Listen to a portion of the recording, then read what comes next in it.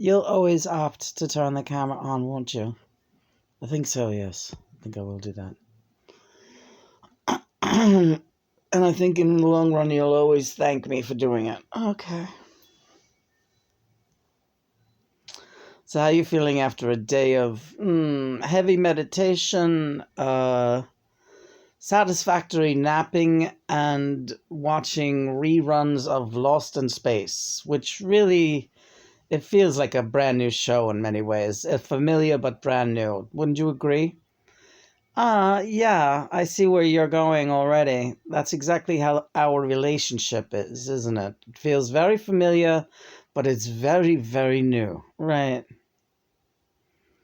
And that's how it's going to continue to be. And it can really be, it's a very heady experience. Yeah. Yes, it is. So, what were you just saying about is it possible? Because the more we're together, our thinking is so similar. I mean, we've always said it, but it really is. We really are the left and the right hand, right? And of this like two-headed monster, really. You and Paul are not the two-headed monster. No, no, indeed we are not. Indeed we are not. But me and you, we ain't no monsters, honey. We're a couple of swinging Siamese twins, couple of angels. All right, I'll accept that moniker, if you will. Moniker. Just call me moniker. We wanted to talk about the guy, the father of Lost in Space. The guy actually, what's his name? His professional name is Guy Smart or something. I can't. I think Guy. But his real name is like Catalano, like he's from Sicilian family, and he looks, like he's got the movie star good looks as he had them, and you could see he's an appealing guy. He played Zorro. 6'3", big guy, big, healthy young man, actor. Went on to play Dr. John Robinson aboard the Lost in Space expedition. The father. He's the father, see? Yeah. Uh, but in the one scene, he just totally lost his educated astronaut accent and became like Mr. Botchagaloop, They left it in. It was a great. What was the John? What did he say? I fell in the ditch over there. What happened? What happened, John? I landed at a rough landing and I fell in that ditch over there. Oh, fucking blow me. We gotta look it up tomorrow and we gotta pay. We'll definitely we'll do an airing of that scene because it's so great. And now I'm starting to notice he does it in other places too, but that was glaring. And I thought what Chris said was hysterical. The expression on the mother's face was like she was more scared of that. She was more scared of that Sicilian accent than she was of the monster they were running from. Almost like her face was like she couldn't control it. She was like, "Oy vey." That accent. They left it in though. Hey, sorry.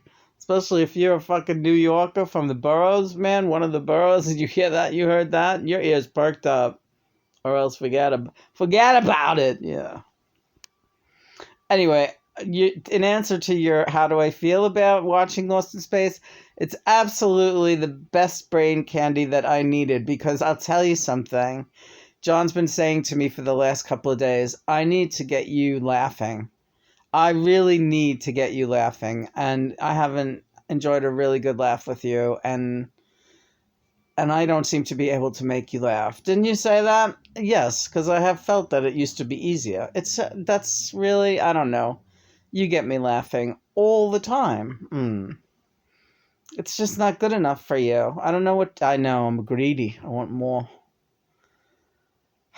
I want more of everything when it comes to you. Aw, babe. Well, we got more Lost in Space coming up, right? We're already up to episode 5. It's going great. It's going fucking great. The mother is a pain in the ass. What is the story with that mother? She just looks like a fart. I never felt like she belonged with that father, Mr. Botchagaloo. And she's not a bad-looking woman, June Lockhart. I know she was Lassie's. I never watched Lassie. I couldn't watch Lassie. I was a heartbroken child who I didn't want to watch another family have a dog. I swear to God, if I couldn't have one. John, I don't want to even go there. No, we won't go there. But you did find a beautiful female collie, and your parents, for some reason, let you keep it overnight, and then they made you give it up. Find a home, or it's going to the ASPCA. Right, they were wonderful. I thought I had my dog. She was wonderful. Bianca. The only and very gratifying really thing about the ending of this story is that my best friend, one of my best friends at the time, Robert Rockline, he could tell my heart was breaking, and his family had never even had a dog. He was a couple of years older than me. He was about 20. And he said, let me see if my parents will. She's really a nice dog. Let me see if my parents will take her. Will let me bring her home. And they did. And that he loved that dog, and that dog loved him, and he brought her to the park a lot, and I got to see her plenty, and it was the best possible ending anyway for her. She had a family that really loved her and cherished her a lot. But I loved her too. And she was my Lassie. But that was years after the show Lassie. But it's really funny that I ended up finding a Lassie, a beautiful female collie. Who would have ever gotten rid of that dog? She must have got out of a fence or something. Yeah, something. Yeah, because God, she was not even a year old. She was beautiful. Anyway, I think of her too. I'm gonna have to get a Bianca. We'll find you one. We'll find you a Bianca magnet. Yeah. Gee, I've got so many, don't I? I got so many that I didn't get to keep. But I see them all. I love you. I love you too. Happy Sunday, everyone. Did everyone make a contribution to an animal shelter? Even like $5? Can you do that? Thank you. That just hit double eights for infinity. The reminder that when you give to any worthy cause, and you do it with a heart that is filled with generosity and not looking for what's in it for you, that you will be rewarded. The rewards come quicker and quicker. Trust me on this, motherfuckers. See, John likes when I talk like that. I do. It drives me fucking crazy. He really does. So I'll do it just because I kind of feel like that tonight. We're having a very relaxed night. Which I need because I've been on like high voltage the last couple of days. Last night, can we talk about our rehearsal after the film last night? Oh, yeah. Lena did some Hole. She did some Courtney Love last night. Malibu. There's no. We'll do it this week. You busted the meter last night. Yeah, it's too bad we didn't get it on film, but it's all right. I'll be primed for it when we do it again. It was the most monster rehearsal with Courtney Love of her song Malibu, and just really fucking. It felt like it. I felt like my arms and legs weren't gonna blow off. Like a puppet, like a marionette puppet, and all the arms and legs blow off in every direction. That's really what it felt like. And made it to the end of that song last night, and John was like, lay down, right? Yeah. Talk about drama. She gets really, really juiced, this one. because Courtney is a natural fit for her. Yeah, Courtney, Joni Jett, those girls are the shit. Yeah, but that's that kind of music I really do enjoy trying to emulate. And well, you're natural. You're Miss Zigzag Zoom. Don't forget. Miss Human Receptacle, don't forget. These are your songs, and they blow those other songs out of the water. None of them got your kind of songs, baby. I don't care. Well, they know it too. They know it too. Yeah, that's good. Those are good songs, good punk songs of ours, the Gate 18. Yeah.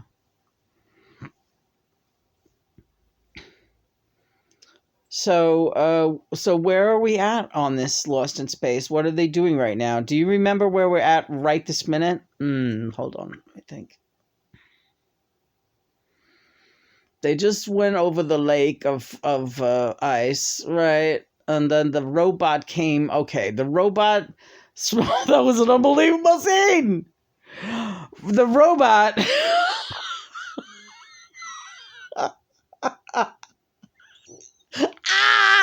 That is so great. We're gonna have to show the father thing tomorrow. We'll get the clips, right? It'll be great. And then the robot crossing country to get to them.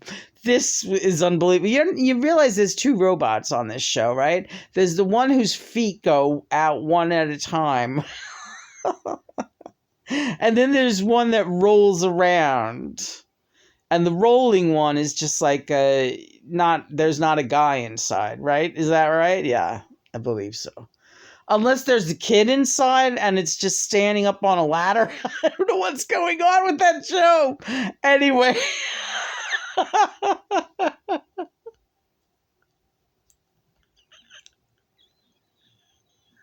I really needed this show so much. I needed it so much. I never knew how much I needed it. No wonder Dr. Smith, Jonathan Harris, we had him on this morning. No wonder he was like so excited. He said, "Oh, this is going to be fun. You got a lot of shows to watch." And I am excited about it. But let's get back to the robot crossing the country to get to them. All of a sudden, the Dr. Smith is like a paranoid schizophrenic, first of all. He's out of his fucking gourd so bad, and it's scary that I understand him. But he is like, 1 minute he doesn't want them near him. He's like, I hope they all go out there and perish in the desert. I'm staying back here with my friend the robot. And like within 5 minutes of being alone with the robot, they've all left now in the Land Rover to go God knows where. Where did they think they were gonna go? All of a sudden Smith is like, I can't be satisfied with this robot. I can't even win a game of chess when I play with him, and everything sucks, and where's those people? I want them back. Whatever. And then all of a sudden he wants to help them, and he becomes like he's reading charts and understanding that the Will Robinson family out there is going to be in some kind of peril, and the robot's got to go. He's like, I have to send you after them. You must bring them the following message. And suddenly it's like paramount to get the robot to travel after the Land Rover and find that family out there. Meanwhile, they've been traveling for like 6 days or something already. So the robot's got his work cut out for him. With just those little roller feet, you know what I mean? And he goes out, and they show him like the dramatic shot of the robot going across the great terrain,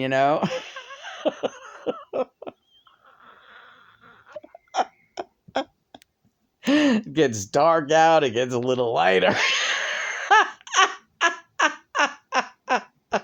There's a tree over there somewhere.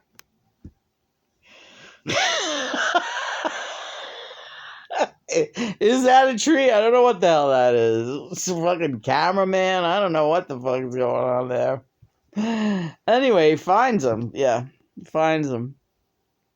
And it just and Don, the hothead, but I like that. They start to really reveal the personality of Don now. Don is now, this is like the third episode or something, and he's like, he shoots. He doesn't ask questions later. He just shoots the robot. And they're like, why did you do that? There must be some reason the robot's here. Like, you're thinking you can't take on this fucking little crappy looking robot? If we need to, let's see why he's here first. Don, And so now the father and Don are mad, and then Don's girlfriend Judy is kind of, he's like, oh, you're siding with your father, and she's looking all like B-52s lady and shit. Really crazy. And Penny's got a monkey, which is supposed to be like an alien, but it's really just a chimpanzee wearing a Russian hat. And then that's what's going on right now. But we will show clips tomorrow. To John. So I think that's where we are. They just had the fight because Don shot the robot. Right. Okay, right. And the father has read that the message that the robot was bringing about the climate changing, and they better get back to the ship, right? Is that what happened? Did they get back to the ship yet? I don't remember. I think so. They got back to the ship with Dr. Smith? No, I don't think they got back there yet. All right. We can see. I'm already looking forward to seeing where we're at with this.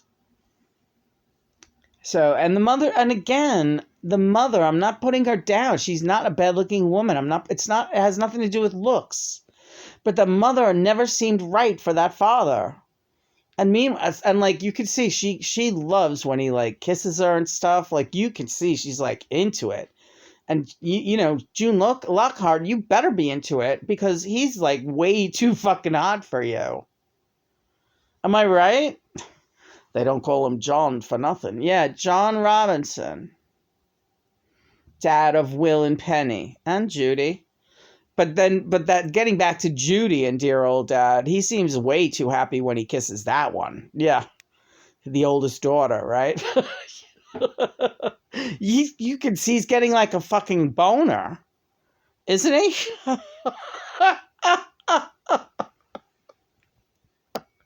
He's like nuzzling her hair, and he's got mom just like he's holding her. He's holding mom at a distance, sort of. But when Judy comes in for the fucking daddy kiss, it's like, whoa, get over here, little girl.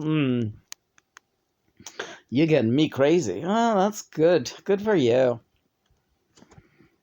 So you like it too.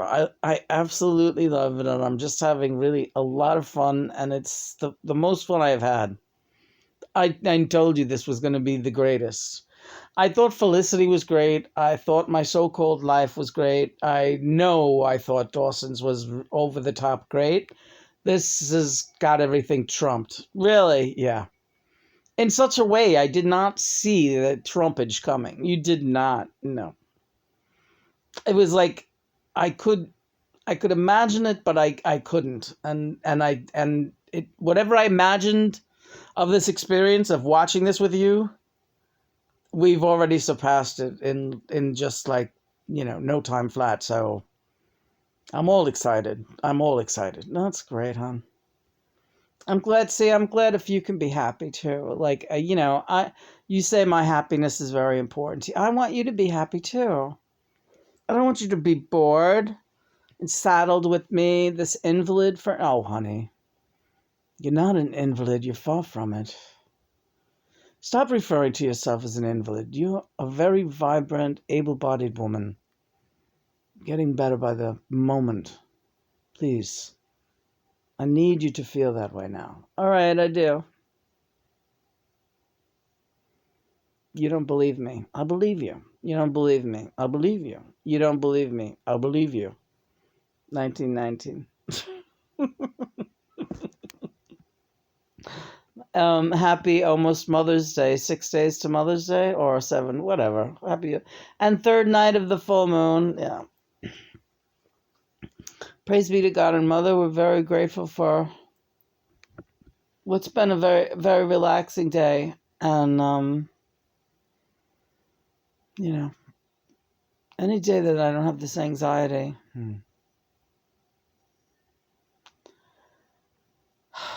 What do you think has really brought it on the most of everything? What do my anxiety this week? Yeah.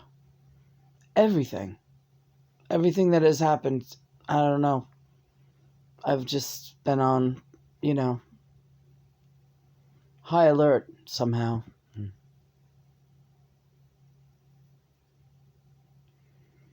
What do you pick up?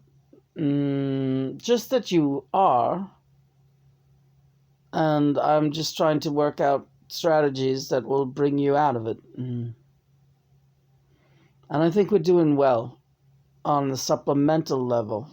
I think the new cocktails we've put together with the supplements is working, doing well.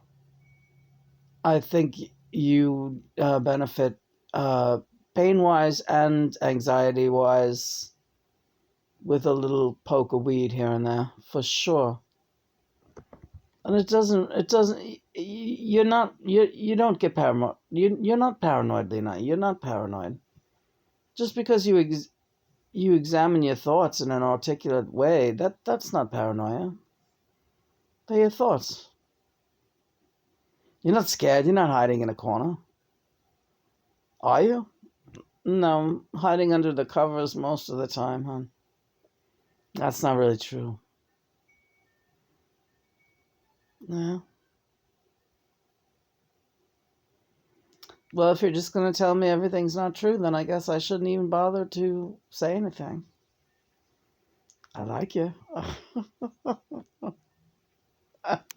So what were you saying about twin flames becoming so much alike that they get on each other's nerves and they end up can't standing each other? Well, it seems like it could be possible, right? If, like, I know I drive myself crazy, right? Some people, I guess, really, I don't know. But then again, listen, we were talking this morning about the value, Woody Allen brought it up, the value of your ability to be happy on your own. Let me bring an analogy into focus for you if you want to know how I feel about it. There was that old Twilight Zone with Burgess Meredith, and he played a guy who really couldn't stand anybody else in humanity and just wanted to be alone. So he had all he wanted to do was read. It's all he ever wanted, and he didn't care if any other people were dead or not. And he was the last man on Earth, and he found himself surrounded by all the greatest classic books known to mankind ever, and he thought, here I am, I'm in heaven. And then he broke his glasses and he couldn't read, and now he was going to be by himself with no books. The analogy here is, if I were that man, Burgess Meredith, you would be my glasses. You, Lena, are my glasses. Oh, wow. You are my glasses. Without you, everything is meaningless. I must have you. You.